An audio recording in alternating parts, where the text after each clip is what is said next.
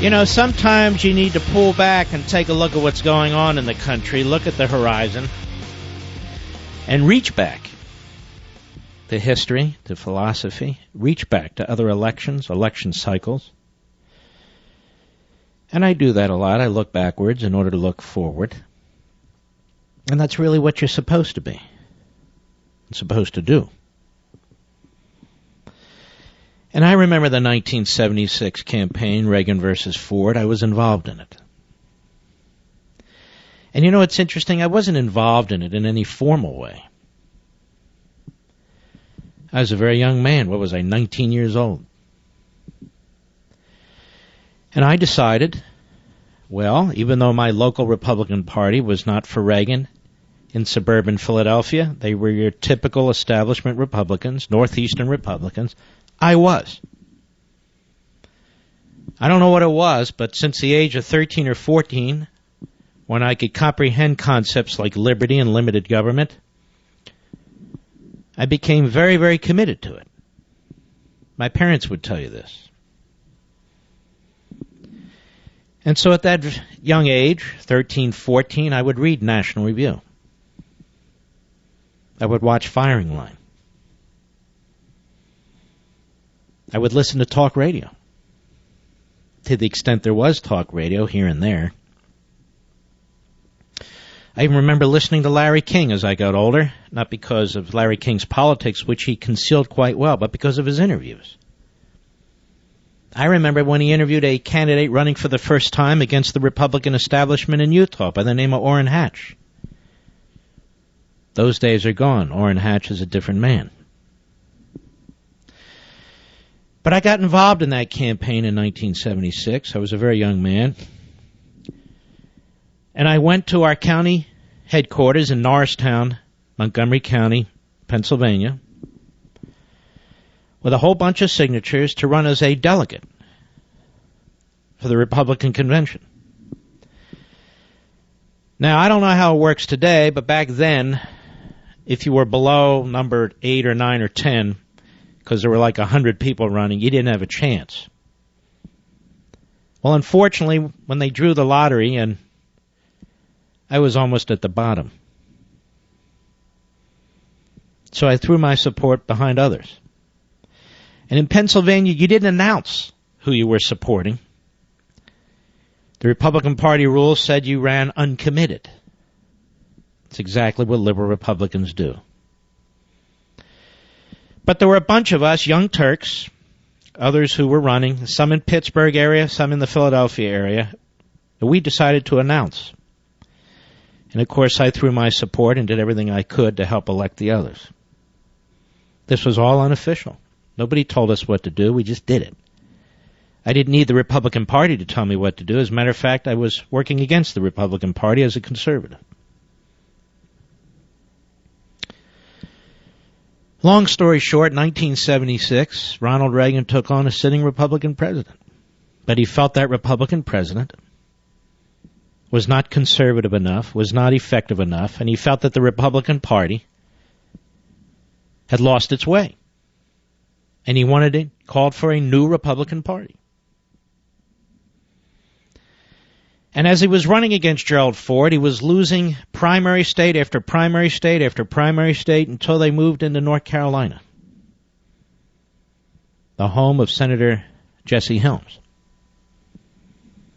who was a solid conservative who backed Ronald Reagan. Before Reagan won in North Carolina, the media said to him, why don't you get out?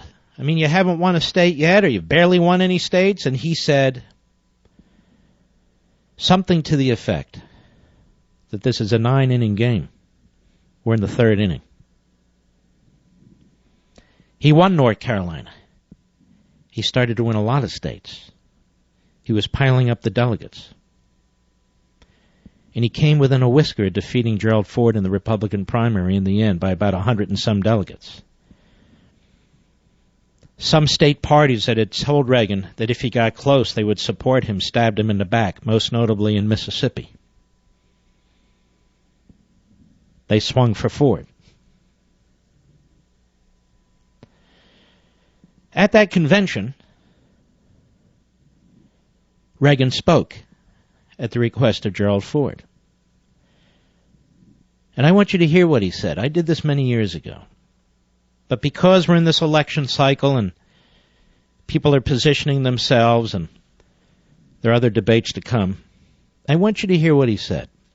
Not just what he said, how he said it. Many people today, even talk show hosts, commentators on TV, forget about Reagan, forget about Reagan. I don't forget about Reagan any more than I forget about Washington or Lincoln or any of the others.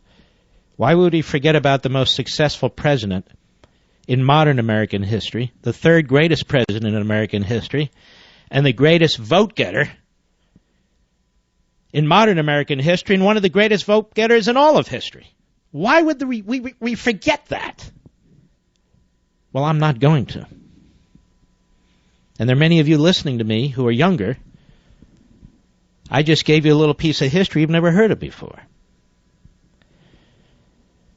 So I'm going to play the entire 7 minutes or so of Reagan in 1976 with the applause. And when Reagan finished the talk at the Republican convention, among many of the Ford delegates who weren't fanatics, the fanatics were lost, but the ones who had been on the fence, but decided they'd stick with the existing president, the incumbent president, many of them felt they made a terrible mistake after Reagan spoke. Here's what he said. Go. Everybody in this great auditorium tonight, we're all tremendously pleased and honored to have Ron Reagan and Nancy Reagan come down. That's obviously Gerald Ford.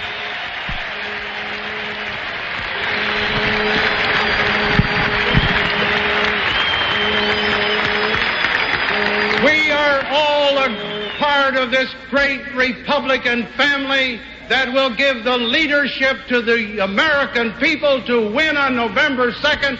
I would be honored on your behalf to ask my good friend, Governor Reagan, to say a few words at this time.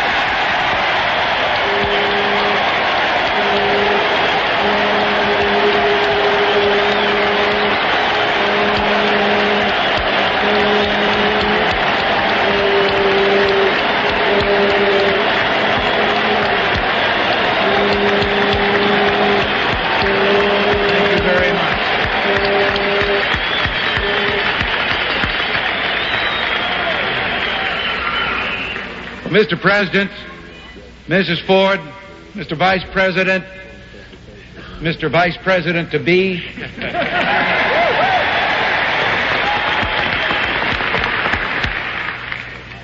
the distinguished guest here, and you, ladies and gentlemen. I'm going to say fellow Republicans here, but to those who are watching from a distance, all those millions of Democrats and independents who I know are looking for a cause around which to rally and which I believe we can give them.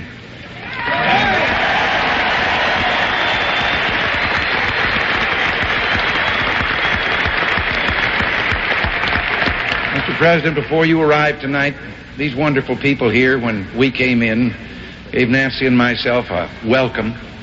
That, plus this, and plus your kindness and generosity in honoring us by bringing us down here, will give us a memory that will live in our hearts forever.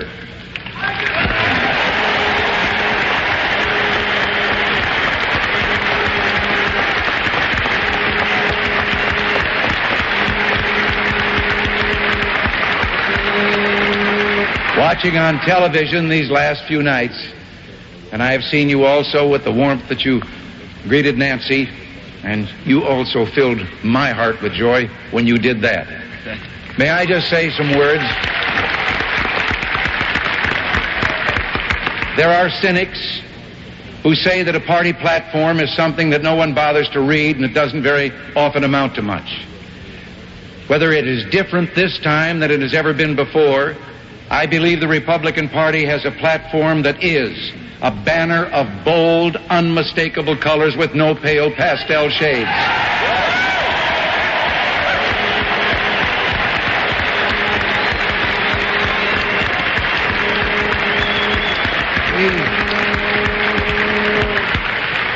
We have just heard a call to arms based on that platform, and a call to us to really be successful in communicating and reveal to the American people the difference between this platform and the platform of the opposing party, which is nothing but a revamp and a reissue and a running of a late show of the thing that we've been hearing from them for the last 40 years.